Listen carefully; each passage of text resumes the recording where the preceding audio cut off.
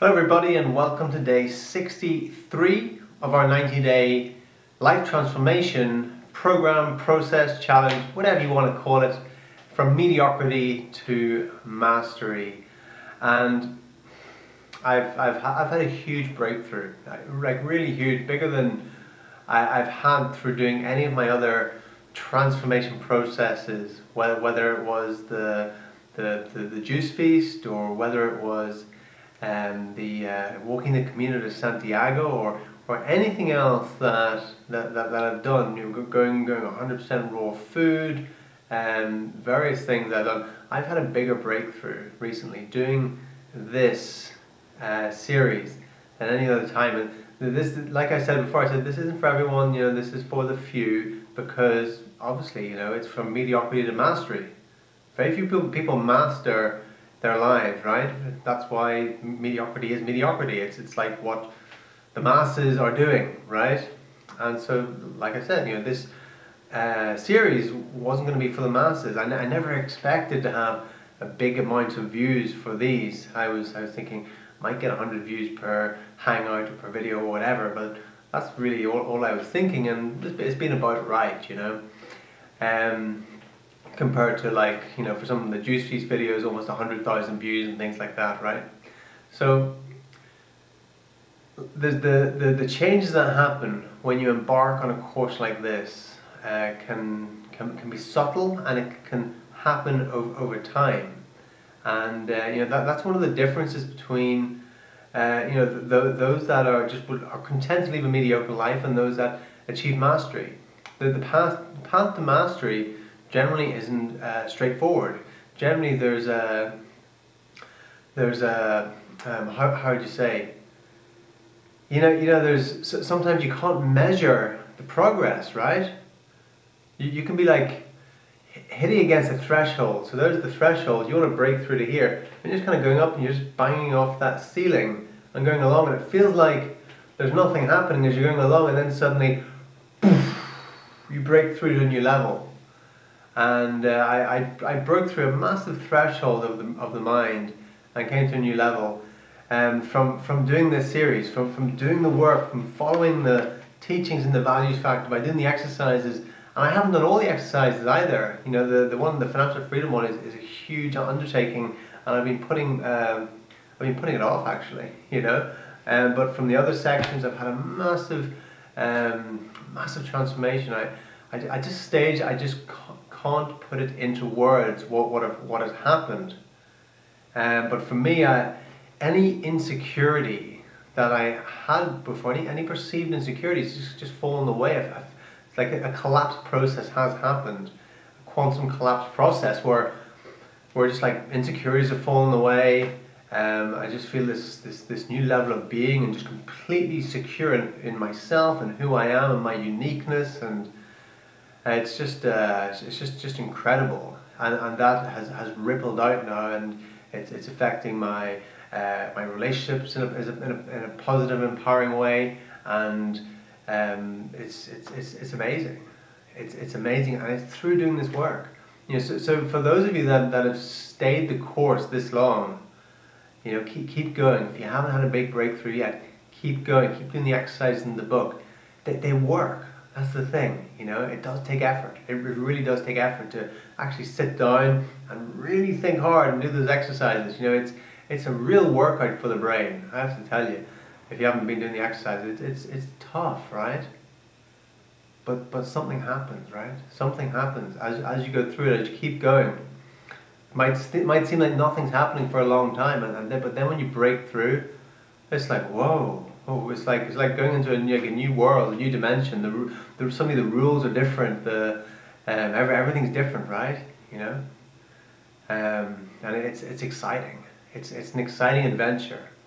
When you're on the path of transformation, it's an exciting adventure. I was having this this philosophical discussion with myself earlier. I was like, why do we exist? What did God have in mind creating us? Was God not just content, just being God? But God, I guess, is perfection, right? And then it's like, well, there's an amazing beauty in transformation. There's an amazing there's an amazing reward and fulfillment from transformation, from being in a place where things aren't great to being in a place where things are great. You know, that process, the process itself is the reward. You know, just go through the process, right, from the caterpillar to the butterfly. You know, if the butterfly was always a butterfly, I wouldn't get that contrast. Oh, I was once a caterpillar and I could hardly move. Now look at me, I'm flying all around the place and people are admiring me and everything, you know. And you know, that's the transformation process. And you know, we all go through a transformation process at some in some degree, depending on our choices, right? You know, as you grow up, it happens. But then, as an adult, you're going through our own personal transformation that we choose to go through.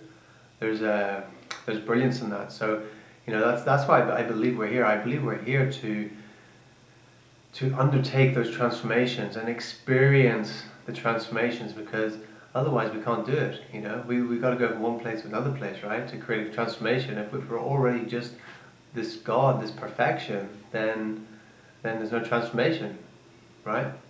But so when that happens, it's amazing. The contrast, it's an incredible thing. And I know I'm not being very specific in talking about my own personal transformation, because I just can't at the minute, you know, because it's like I'm in a new world. Like, oh, I'll report back whenever I get to grips with everything. But all I can say is it's like a warm glow in my stomach that's radiating out, and it's a complete sense of security and confidence in who I am, and it's a great feeling, yeah. And I believe I've been doing a number of things, you know. Sometimes I say, well, when I get a breakthrough in something or something helps me, I wonder, well, what was it? And quite often I'm doing like 3 or 4 or 5 different things at one go.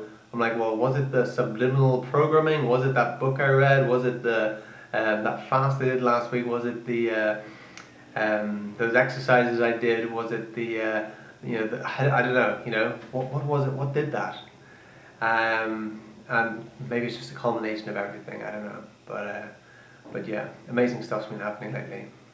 And so you know, we're near the end of the book. So what we're going to do, we've got maybe about 3 more readings left of the values factor. If you haven't read the book, drdmartini.com, drdmartini.com, you can get your book there.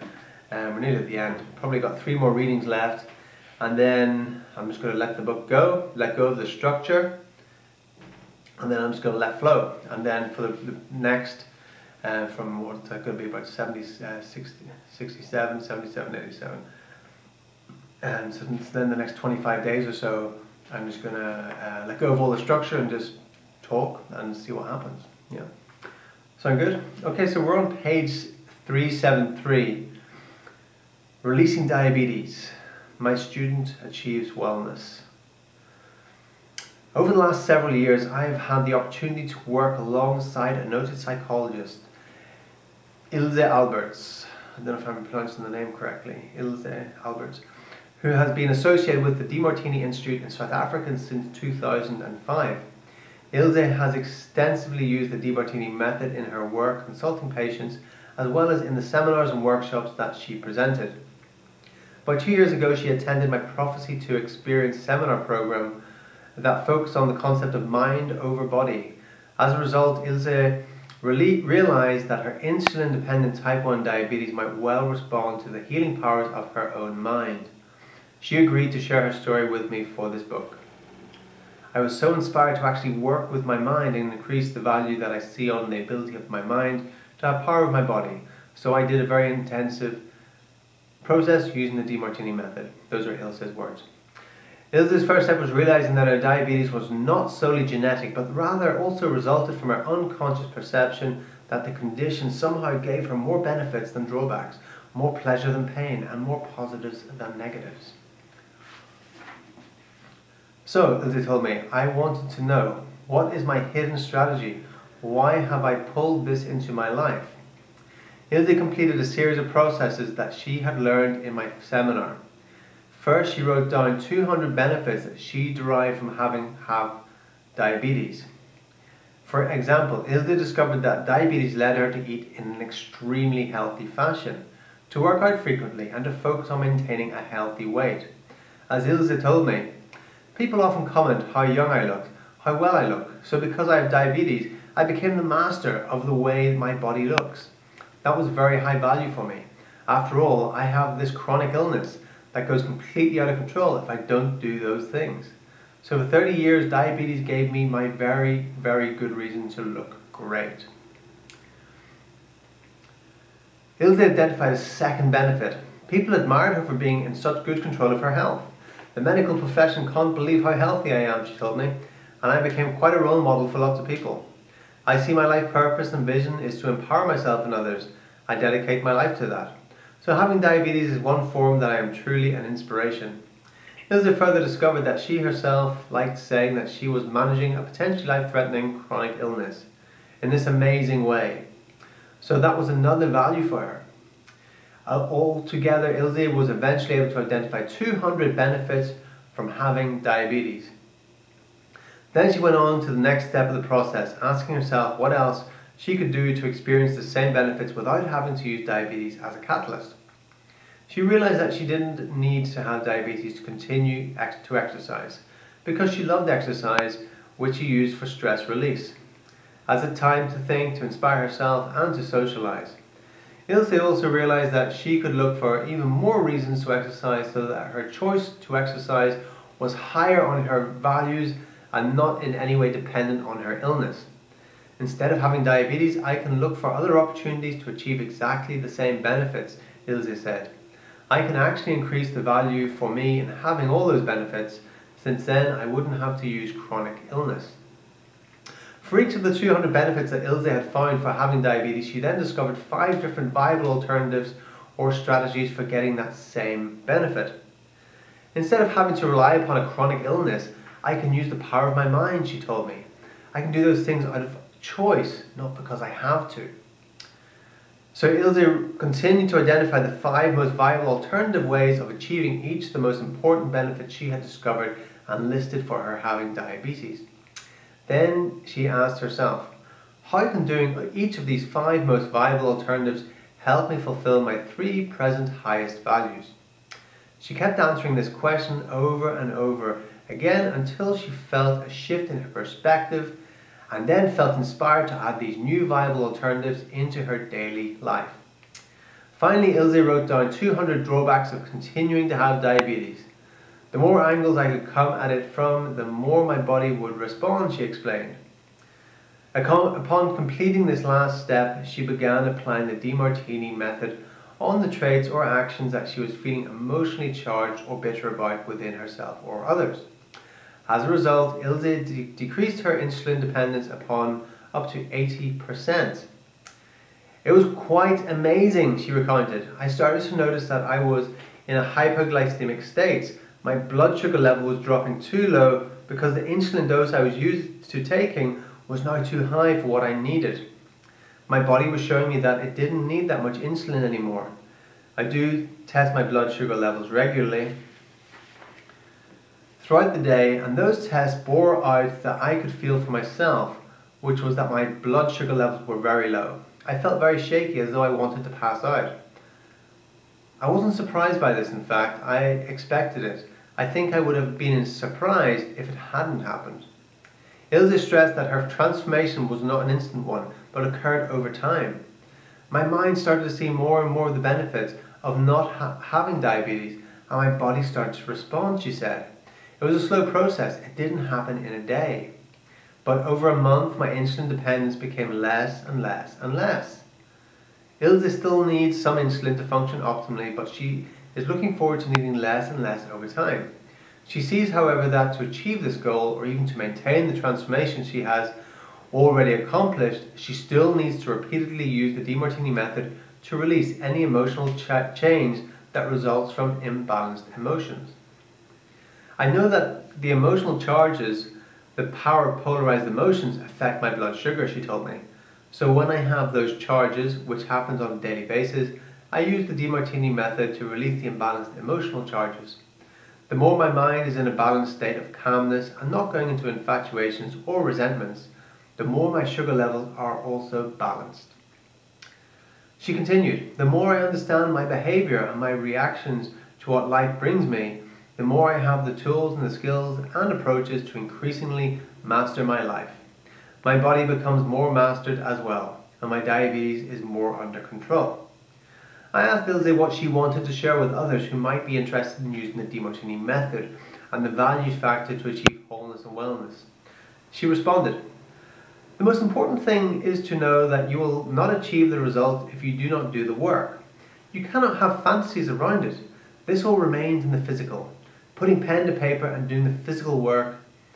I am still continually doing the DeMartini method on my lopsided perceptions because my mind can quickly go back into old patterns if I allow myself to go into those perceptions.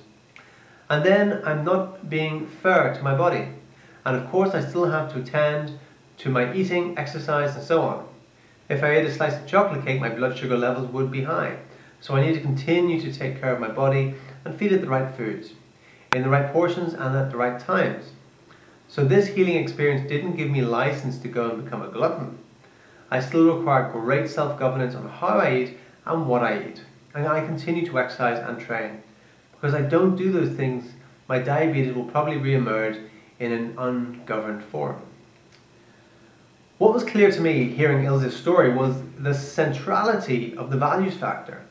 As long as her mind perceived more unconscious benefits than drawbacks to having her condition, she would likely continue to have diabetes in the same form, where it was essentially controlling her body.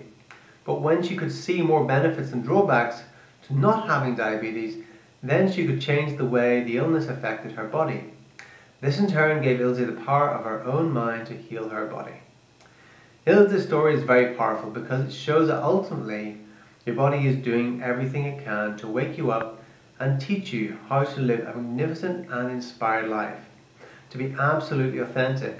But when you live in ignorance, you tend to pay no attention. Instead, you have a doctor step in and prescribe an artificial drug to stimulate a part of the body that you believe is sedated. And then there are side effects from that drug. Again, I'm not saying that doctors and conventional medicine do not have their place. In acute situations, you may need them. But trying to transform bodily illness into wellness without treating the psychology is to disconnect two parts of who you are, your body and your mind, so that you don't get to the real source and psychology of what is underlying many of those conditions.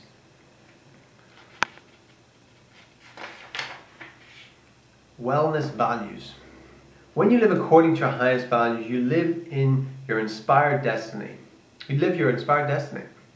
Deepen your relationships, activate your genius, fulfill your career, grow your financial freedom, expand your influence, and unleash your vitality.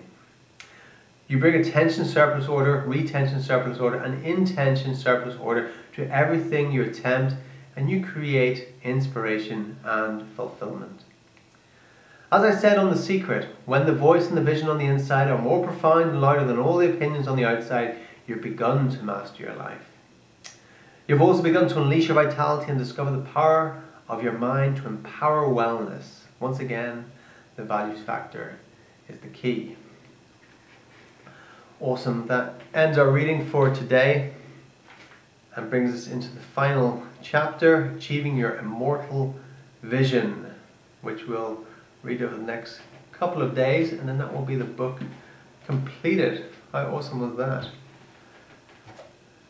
Like I said, it will take 7 pages a day. Just read 7 pages a day. If an exercise comes up, just do it. Take 10 minutes out of your day every day. That's it, 10 minutes out of your day. And if you did that continuously, you'd go through that book every 60 days, roughly. Roughly every 60 days. We've been taking Sundays off. That's why we're on day 63 or 64 or something.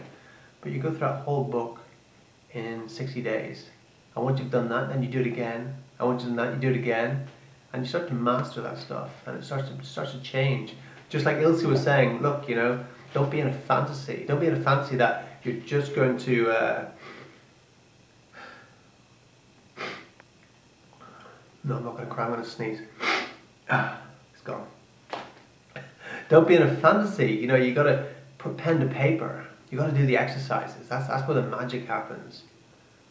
By not just going, oh yeah, that's a nice thought. But okay, no, I'm gonna challenge my brain. I'm gonna create new neural pathways. You got to rewire your brain. You know, when an electrician comes in to wire up a house or rewire an old house, they don't just look at it and go, okay, this is nice. Let's just imagine some lights here, lights here, lights here, and some plug sockets there. Let's not just, you know, no, they've actually got to get in and do the work and actually take the wires and put them to other things. You know, you can rewire your brain. Neuroplasticity, it's the new buzzword, and it's a very sexy word as well. You know, knowing that you can transform your mind, transform yourself, transform your life by changing your attitudes and mind, and you do that through the values factor, through doing these exercises, through writing these things down and challenging your brain. That's how you do it. Yeah, very powerful stuff. Very few people will pick up the pen and run with it, you know. But if you got this far, I guess you're doing it. So I appreciate you. Thanks for watching, and make sure to tune in again tomorrow.